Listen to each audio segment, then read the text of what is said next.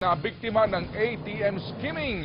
Natangayan na higit sa 100,000 piso sa ATM ang biktima sa loob lamang ng isang araw. Exclusive nagpapatrol, Pinky Web.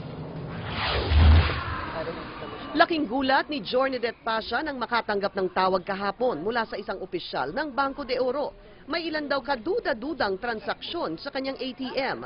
Ayon kay Jornadet, 150,000 pesos ang balanse ng kanyang ATM. Magkano na yung amount ng ATM? 18,000 na lang daw. Ha? Hindi ah!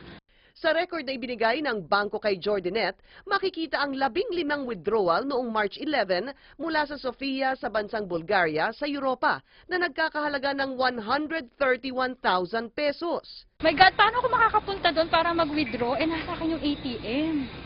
Empleyado ng ABS-CBN si Jornadet. Ang pinagtataka niya, paano nakapag-withdraw ng napakalaking halaga sa kanyang ATM, gayong 50,000 lang ang limit sa pag-withdraw bawat araw.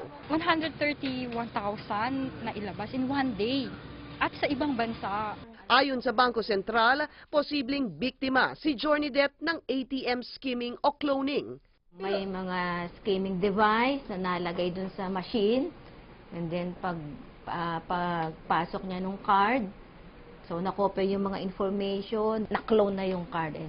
Ayon pa kay Lisama, dapat maibalik ang pera ni Jornadet sa oras na mapatunayang wala siyang kinalaman sa krimen.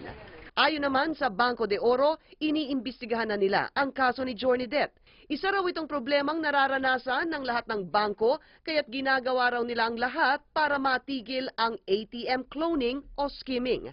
Pinky Web, Patrol ng Pilipino.